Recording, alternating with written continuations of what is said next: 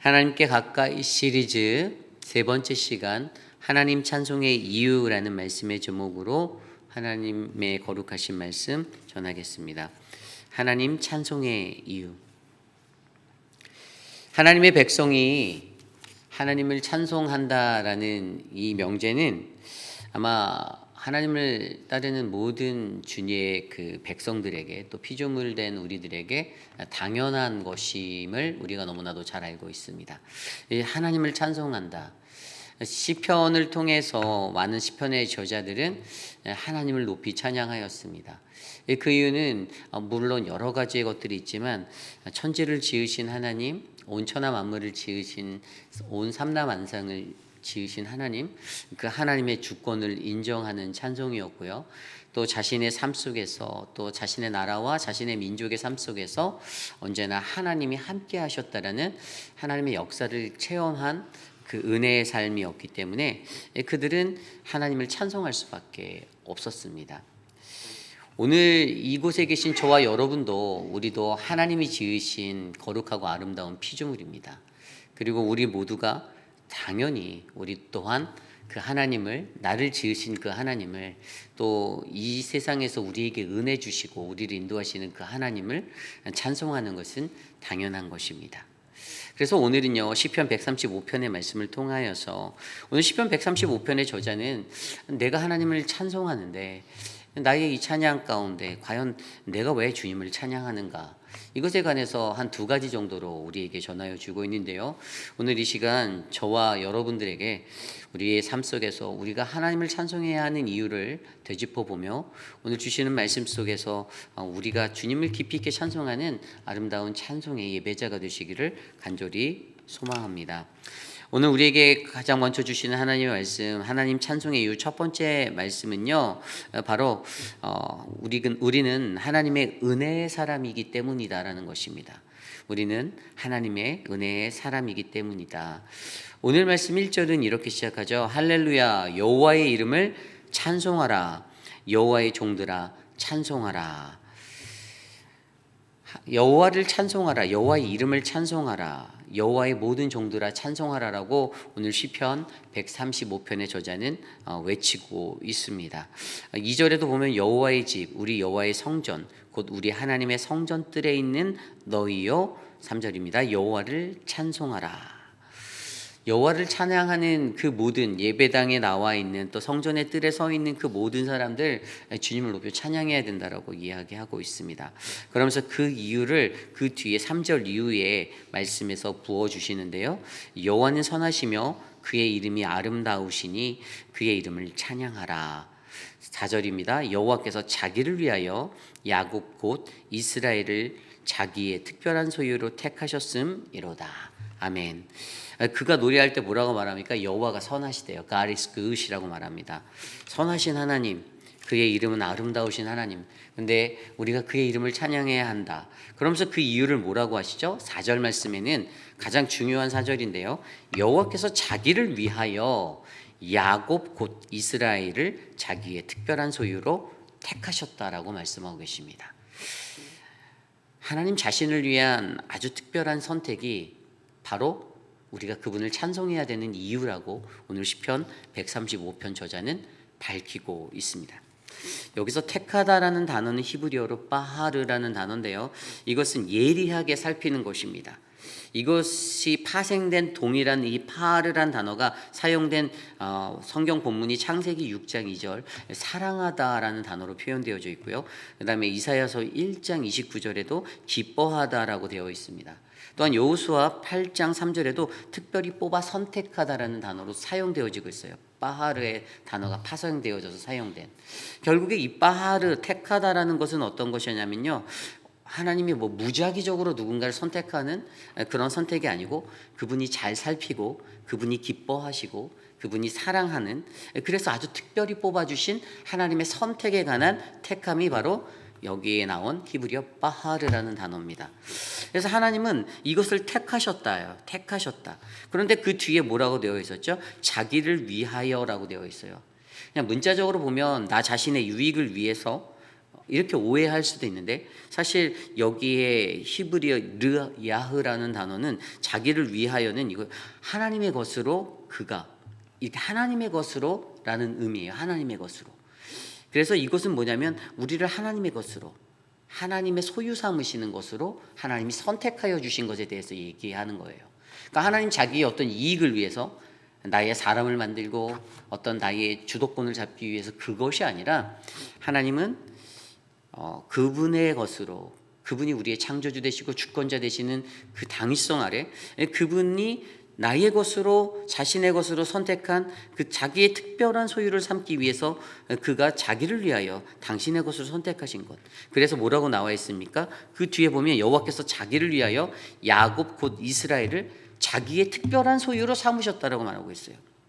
그러니까 여기에서 나오는 자기의 특별한 소유라는 단어도 굉장히 중요한데 히브리어로 리스굴라토라는 단어예요. 원형은 뭐냐면 저와 여러분이 한 번쯤 들어보셨을 거예요. 세굴라라는 단어예요. 이 리스굴라토의 원형은 세굴라. 근데 이것은 무엇이냐? 이것은 은이라고도 되죠. 은. 히브리어에서 은이라는 의미도 있어요. 근데 이것은 그러니까 히브리어 사갈이라는 단어에서 왔는데 이 재물을 얻다에서 유래한 단어예요. 그러니까 좀 더 편하게 얘기하면 하나님이 우리를 그의 세굴라 삼으셨다. 특별한 보물로 삼으셨다. 소중한 소유물로 삼으셨다. 귀한 재산으로 삼으셨다라고 이해하는 것이 맞는 거죠.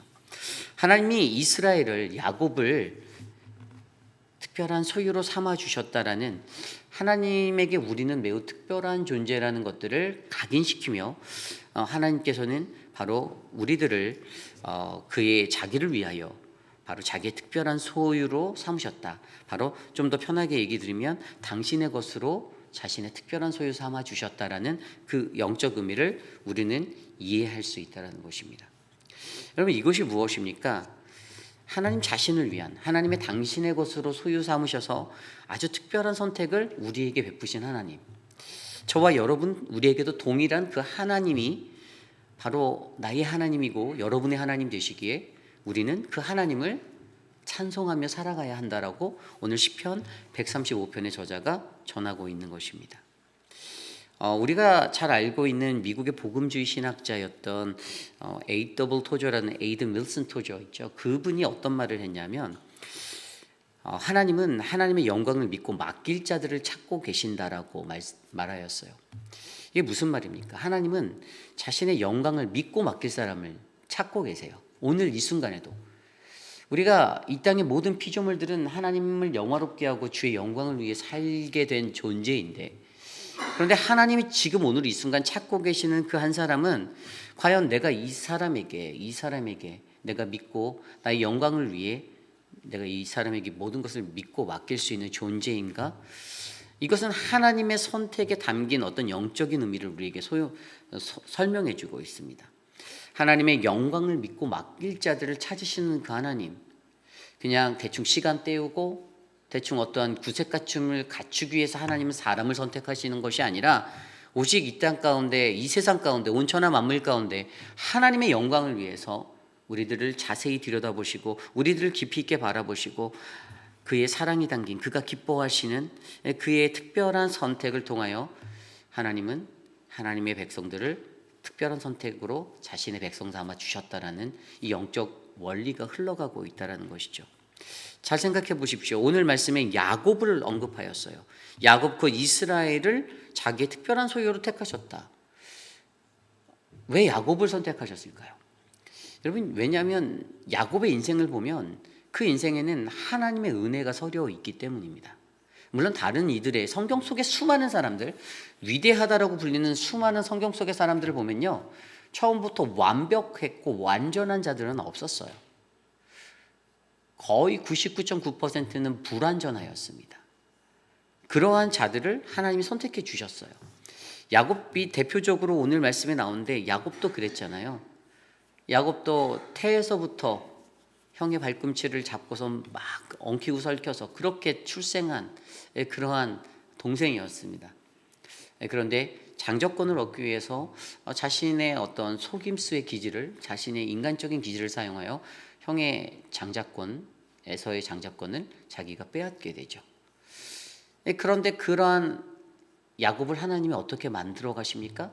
분이엘의 사건을 통하여 또 그의 모든 삶 속의 모든 시간들을 통하여 하나님은 그를 만지시고 그의 삶에 개입하셔서 하나님은 그를 하나님이 원하시는 인생으로 빚어가시고 계신다라는 거예요. 여러분, 우리의 인생도 이러한 것입니다. 우리가 감사할 수 있는 것은 무엇인가요? 감사할 수 있는 것은 우리 하나님은 완성된 자를 찾지 않으시고 불완전한 자를 찾아 그들을 하나님의 뜻대로 빚어주시고 계시는 하나님이시라는 것이에요. 그리고 우리는 이것을 하나님의 은혜라고 표현합니다. 그러기에 저와 여러분 우리는 매우 특별한 존재라는 거예요. 하나님의 그 특별한 선택 가운데 놓여 있다는 것입니다. 우리의 생각은 이렇죠. 내가 하나님을 기다린다. 그런데 틀렸어요. 내가 하나님을 기다리는 것이 아니라 하나님이 그 불완전한 우리들을 기다리고 계시는 것이 바로 하나님의 시간이고 하나님의 역사예요. 물론 여기 계신 저와 여러분 우리 모두가 저는 다 그러한 하나님의 은혜를 깊이 있게 깨닫고 살아가는 그런 선택받은 자라고 믿습니다.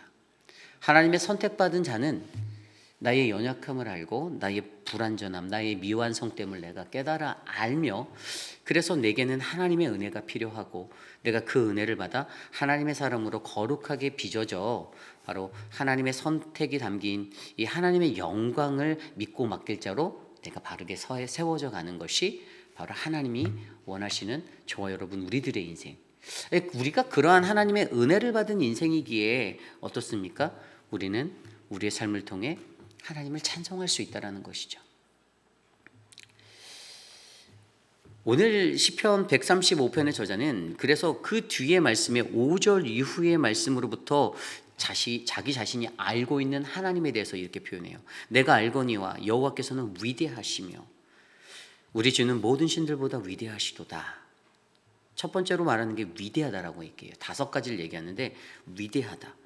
두 번째는 그 뒤에 뭐라고 나와 있냐면요. 6절 말씀에 여호와께서 그가 기뻐하시는 모든 일을 천지와 바다와 모든 깊은 데서 다 행하셨다.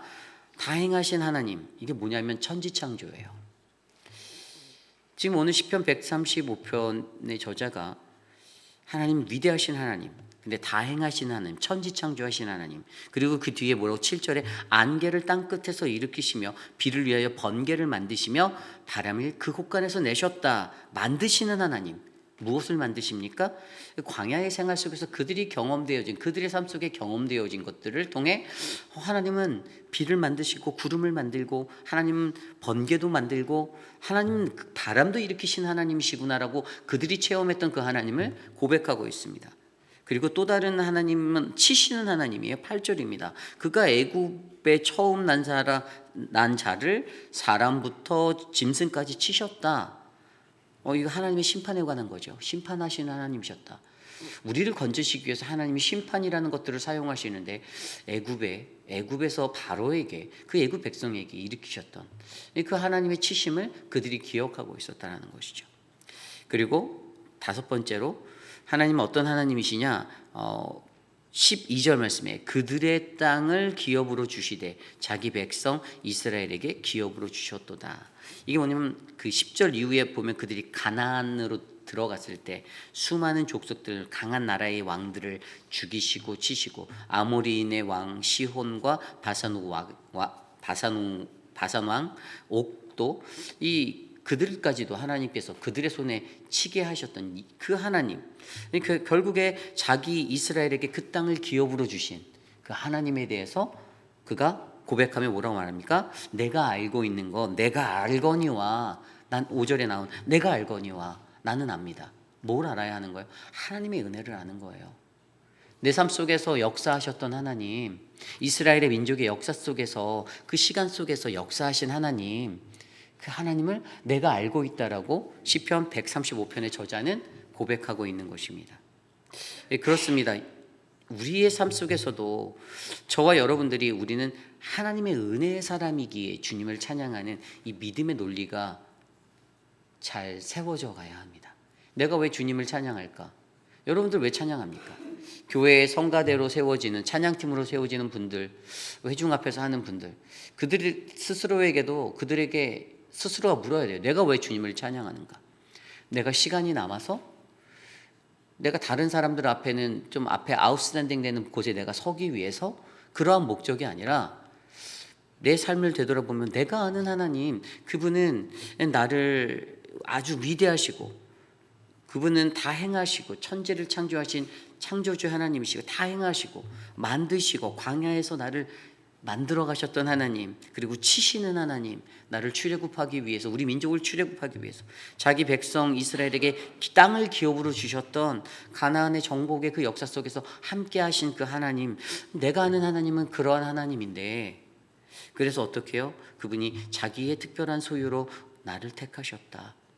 하나님의 자기를 위하여 그분의 소유를 삼으신 하나님, 그 선택이 나에게 있었다. 결국에 나는 하나님의 은혜 받은 은혜의 사람이구나.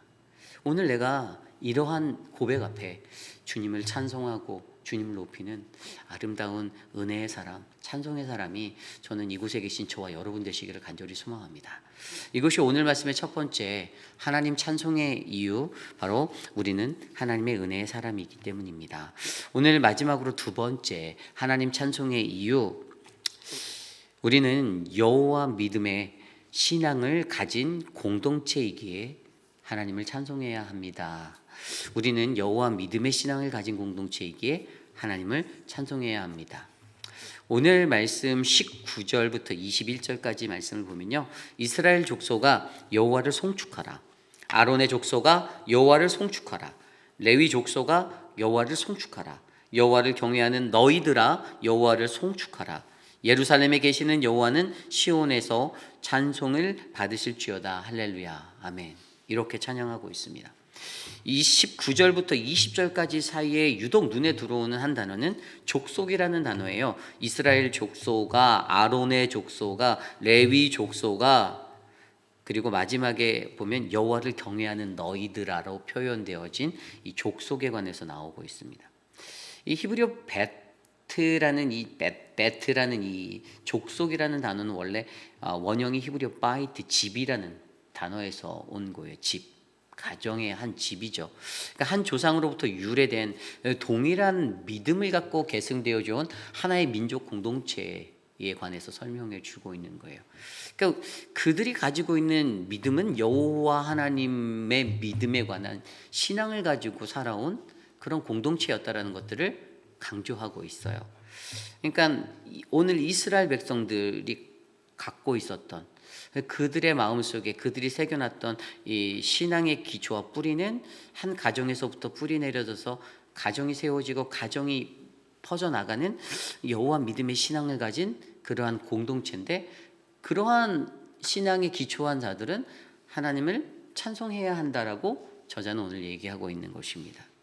송축하다라고 이야기하죠.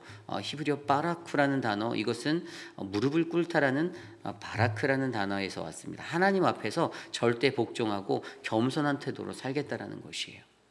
어떠한 자들이 바로 한 조상으로부터 유래된 이 동일한 믿음의 신앙을 가지고 여호와 하나님을 향한 믿음의 신앙을 가진 공동체들은 그렇게 그 가문에 내려오는 어떤 믿음의 신앙의 정체성을 하나님께 찬송드리며 살아가야 한다라는 것입니다. 우리들의 조상이 누구입니까? 많은 세상에 있는 사람들에게 물어보면 오스트랄로피테쿠스라고 말할 수 있고 네안데르탈린이라고 말할 수 있겠죠. 그런데 믿음의 백성들의 우리의 조상, 바로 우리에게는 하나님이 계신다라는 거예요. 이 신앙의 기초를 갖고 있는, 이 신앙의 믿음을 가지고 살아가는 우리들이 여호와 믿음의 신앙으로 살아갈 때 우리의 삶은 여호와를 송축한다, 여호와를 송축한다, 내가 여호와를 송축합니다, 찬송받으실 그 여호와 하나님을 송축합니다라고 고백하는 아름다운 인생이 될 수 있다는 사실입니다. 여러분들이, 저와 여러분들이 그렇게 여호와를 송축하는 인생이 되시기를 저는 간절히 소망합니다. 그리고 여러분의 가정이 그러한 여호와 믿음의 신앙을 가진 공동체로서 하나님을 찬양하고 주님과 함께 나아가는 믿음의 백성이 되시기를 간절히 축복합니다. 그것을 통해서 오늘 우리에게 말씀하시는 이 은혜가, 이 찬송의 이유가 저와 여러분에게, 또 우리의 가정의 자녀들에게, 또 다른 나의 후손들에게 길이길이 전달되어져서 우리의 가문이, 우리의 집안이, 나의 집이 주님을 영원히 송축하고 찬양하고 주님을 높일 수 있는 그러한 아름다운 가정으로 거듭나 하나님의 영광되는 복되고 충만한 인생 되시기를 간절히 축원합니다. 이제 말씀을 정리하고자 합니다. 오늘 말씀을 통해서 우리들은 하나님 찬송의 이유에 대해서 듣게 되었습니다. 여러분들은 왜 하나님을 찬송하십니까? 또 여러분들의 삶은 하나님을 찬송하는 삶이 되고 계십니까? 저는 노래를 잘 못해서 하나님 찬송받겠다고 해서 내가 너의 목소리로 아름다운 고운 목소리의 음악을 듣고 싶어, 노래를 듣고 싶어라고 우리에게 요구하시는 것은 아닙니다. 하나님이 원하시는 인생은 하나님이 바로 우리들에게 은혜를 베푸시는 하나님, 아주 자신을 위한, 자신의 소유 삼기 위한 아주 특별한 선택을 우리에게 베푸신 그 분이 우리 하나님이시기 때문에 하나님이 여러분을 선택하셨고 저를 선택하셨고 불완전한 우리들을 선택하셔서 우리가 스스로가 아까 말씀드린 대로 내가 하나님을 기다리노라 라고 살아가는 인생이 아니라 하나님이 여전히 불완전하고 모진 나를 기다리고 계시는 하나님이시기에 감사할 수밖에 없고, 그래서 나 같은 자도 사랑하시는 하나님, 나 같은 인생도 하나님이 나 같은 인생 선택하셨으니까 하나님이 로또 맞은 거야라고 착각하고 살아가는 인생이 아니라 우리 같은 나 같은 존재의 사람도 하나님 선택하셔서 사용하여 주시네. 내가 잘나서 나를 써주시는 인생이 아니라 정말 보잘것없는 인생인데 정말 어디다 내놓으면 아무것도 아닌데 남들하고 비교해도 차이도 많이 나고 실력적으로도 그렇게 뛰어나지도 못한데 그런 나를 하나님이 선택하여 주셨구나 라는 그 하나님의 아주 특별한 선택을 우리가 발견해서 우리가 하나님을 찬송합니다. 내가 아는 하나님, 내 삶 속에서 역사 속 이스라엘의 역사 속에서 하셨던 그 하나님, 내가 알고 있는 하나님, 위대하고 다행하시고 만드시고 또 우리에게 기업을 주신 그 하나님, 여러분에게도 동일하게 그렇게 하신 그 하나님, 그러기에 내가 주님을 찬양한다. 그리고 우리는 여호와 믿음의 신앙을 가진 공동체, 우리의 믿음의 뿌리가 우리의 선조 때부터 내려왔던 뿌리가 위로 계속 거슬러 올라가면 여호와 하나님께 닿아 있는 그 하나님의 은혜가 여호와의 집에 거하는 우리들이, 그래서 우리는 하나님을 찬송한다라는 이 믿음의 신앙이 저와 여러분들에게 잘 새겨져서 하나님을 아름답게 더 높이 찬양하는 우리 모두가 되시기를 간절히 소망합니다.